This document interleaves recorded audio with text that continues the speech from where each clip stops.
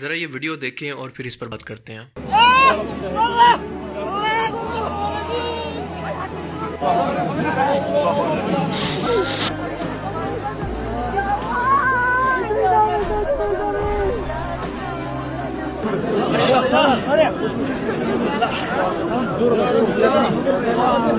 ایک منتھ پہلے جب میں عمرہ پر تھا تو میں نے سیم یہی سین خود آبزرو کیا اور خود سے سوال کیا کہ کیا خود کو تکلیف میں ڈال کر، موت کے منہ میں ڈال کر اللہ کے گھر کے غلاف کو صرف ہاتھ لگانا یا پھر حجر اسود کو چھونے کی اس کوشش سے اللہ اپنے بندوں سے راضی ہوگا کہ اس کے گھر کے سامنے ایک مسلمان مرد عورتیں اس حال کے اندر ہیں کہ رش اور دکم پیل سے ان کا دم گھٹنے کو ہے، نامحرم مرد اس کو جگہ جگہ سے ٹچ ہو رہے ہیں، دھکے مکے لگ رہے ہیں، لیکن اس سب کے باوجود بھی وہ اللہ کو راضی کرنے کے لیے بس حجر اسود کو ہاتھ لگا لیتی ہیں تو ان کو بہت ثواب ملے گا۔ استغفر اللہ، افسوس ہے ایسی ذہانت پر۔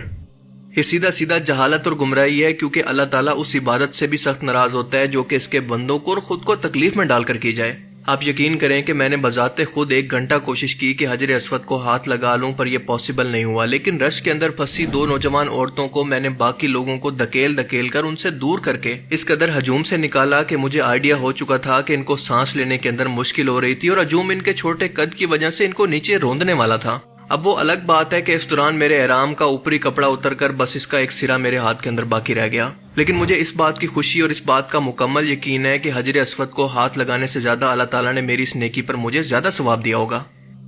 آپ ذرا ان ویڈیوز کو دیکھ کر تصور کریں اس لمحے کا کہ کیا یہ اللہ کے گھر کی عزت اور اس کا تقدس ہے، اور غیر مسلم اس کو دیکھ کر کیا سوچتے ہوں گے کہ شاید ان لوگوں کا اسلام ان کو یہی سب سکھاتا ہے۔ دراصل یہ اس مقدس جگہ کی توہین ہے اور اس کا قصور سیدھا سیدھا ہم لوگوں کی جہالت ہے، کیونکہ یہ خود ساختہ عبادات جو کہ ہم نے خود سے بنا لی ہیں، یہ تمام مسئلے دراصل اسی کی وجہ سے پیدا ہو رہے ہیں۔ عمرہ اور طواف کے دوران رسول پاک صلی اللہ علیہ وسلم نے حجر اسود کو ہاتھ لگا کر بوسہ بھی دیا اور دور سے بھی اس کو بوسہ دیا بنا اس کو ہاتھ لگائے، اور یہ دونوں چیزیں اس لیے کہ جو شخص جس طرح سے کمفرٹیبل ہو اسی طرح سے کر لے، امت کو کوئی تنگی باقی نہ رہے۔ اسی لیے حج و عمرہ کے دوران دور سے بھی صرف اشارہ کر کے حجر اسود کو چوم لینے سے اس کا رکن پورا ہو جاتا ہے، یہاں تک کہ حضرت ابو طفیل بیان کرتے ہیں کہ رسول پاک صلی اللہ علیہ وسلم نے اپنی چھڑی سے حجر اسود کو چھوا اور اس کے بعد اس چھڑی کو چوم لیا، پر لوگوں نے آج اس کو جان پر کھیل کر چومنا عبادت کا حصہ بنا لیا اور ساتھ ساتھ خلاف کعبہ کو ہاتھ لگانے کے لیے ایک دوسرے کو دھکم پیل کر کے بھی بد نظمی پیدا کرتے ہیں، جس سے عبادت کا سکون ہی ختم ہو جاتا ہے۔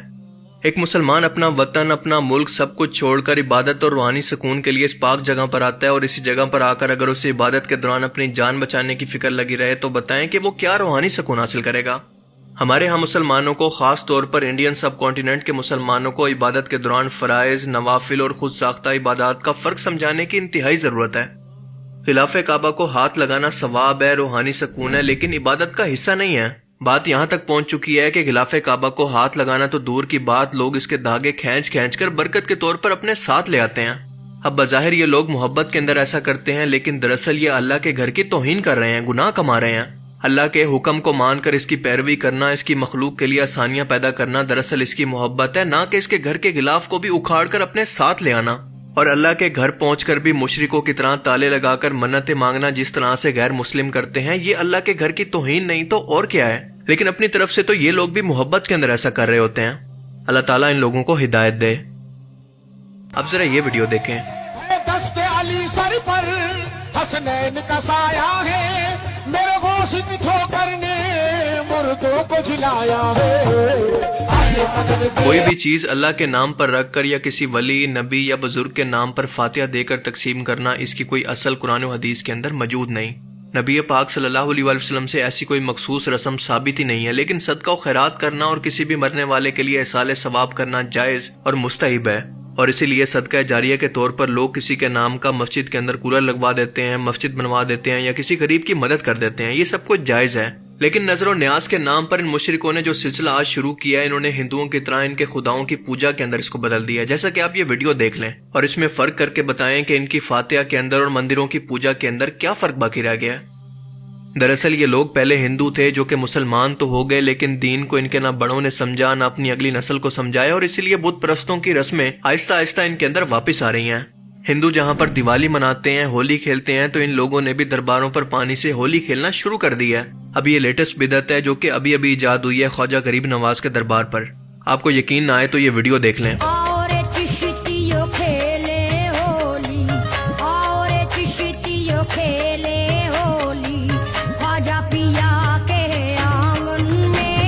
ان شارٹ آج ان گمراہ مسلمانوں کے ہاں صرف بت نہیں ہیں، باقی ان کے سب کام وہی ہیں، کیونکہ قبروں کو بتوں کی طرح دھویا جا رہا ہے، ان پر چڑھاوے چڑھائے جا رہے ہیں۔ یہ سارا مشرکانہ نظام صرف پیسے کمانے کے لیے ایک بزنس کے طور پر شروع کیا گیا ہے، کیونکہ اللہ اور بندے کا ڈائریکٹ تعلق توڑوا کر ان لوگوں نے پیروں فقیروں اور مولویوں سے جوڑ دیا ہے، جو کہ ان ایک بزنس کلائنٹ کی طرح ڈیل کرتے ہیں۔ مجھے آج یہ سب کچھ دیکھ کر ڈاکٹر اسرار احمد کے سیم اسی طرح کے گولڈن الفاظ یاد آتے ہیں۔ اب آج ہمارے ہاں یہ صرف کمی ہوئی ہے کہ بت نہیں ہے، لیکن قبروں کے ساتھ وہی معاملہ ہو رہا ہے۔ قبروں کو دھویا جا رہا ہے، دودھ سے دھویا جا رہا ہے، کسی عرق گلاب سے دھویا جا رہا ہے، اور پھر ظاہر بات ہے کہ اس میں سے کوئی ایک گلاس بھر کے لے آئے تو گویا کہ بڑا تبرک اس کو مل گیا، اسے سنبھال کر رکھے گا۔ یہ سارا کام کیا ہو رہا ہے؟ تو یہی ہے کہ اولیاء اللہ ہے، اللہ کے اولیاء ہیں، یہ راضی ہو جائیں، یہ خوش ہو جائیں، یہ کسی کی سفارش کر دیں تو بیڑا پار ہو جائے گا۔ سارا دنیا میں مشرکانہ نظاموں نے تصور پیدا کیا، اللہ تو دور ہے، دور ہے، دور ہے۔ کوئی درمیانی چاہیے، کوئی لنکس چاہیے، کوئی پجاری ہوگا، کوئی پروہت ہوگا، کوئی پنڈت ہوگا، کوئی پیر ہوگا، کوئی پادری ہوگا، کوئی پوپ ہوگا، اس کے ذریعے سے تم اللہ سے ہم کلام ہو، خود نہیں۔ اور جب ذریعے بیچ میں آ گئے تو ان کی مٹھی گرم کرو۔ حضرت جندب سے روایت ہے کہ نبی کریم صلی اللہ علیہ وآلہ وسلم نے اپنی وفات سے 5 دن پہلے فرمایا کہ دیکھنا اگلے لوگوں کے اندر جب کوئی نیک آدمی یا بزرگ فوت ہو جاتا تو لوگ اس کی قبر پر سجدے شروع کر دیتے تھے، میں تمہیں اس کام سے منع کرتا ہوں۔ آپ صلی اللہ علیہ وآلہ وسلم نے اللہ تعالیٰ سے باقاعدہ دعا کی تھی کہ اے اللہ میری قبر کو وہ بت نہ بننے دینا کہ لوگ اس کی پرستش شروع کر دیں۔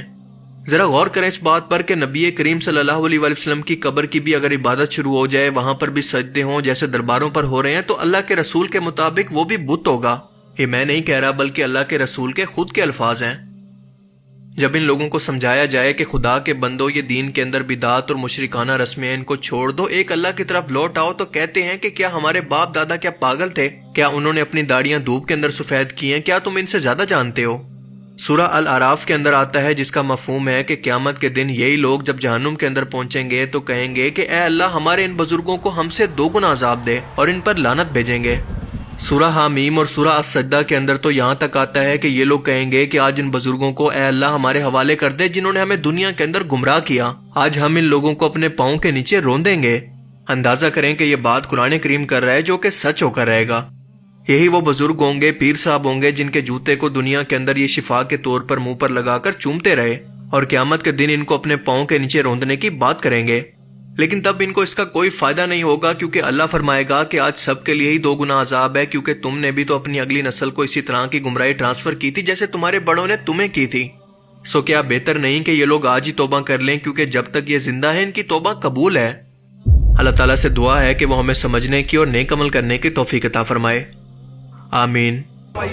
جو بیمار ہیں ان کو شفا کاملہ عطا فرمائیے، جو قرض دار ہیں قرضداری سے نجات عطا فرمائیے، جو بے اولاد ہیں اللہ رب العزت کے وسیلے سے صاحب اولاد عطا فرمائیے۔ قسم پرسی میں غریبوں کے سہارے خواجہ، تیری شان کے صدقے میرے پیارے خواجہ۔ حسینی شبستان کا مرحبا مرحبا۔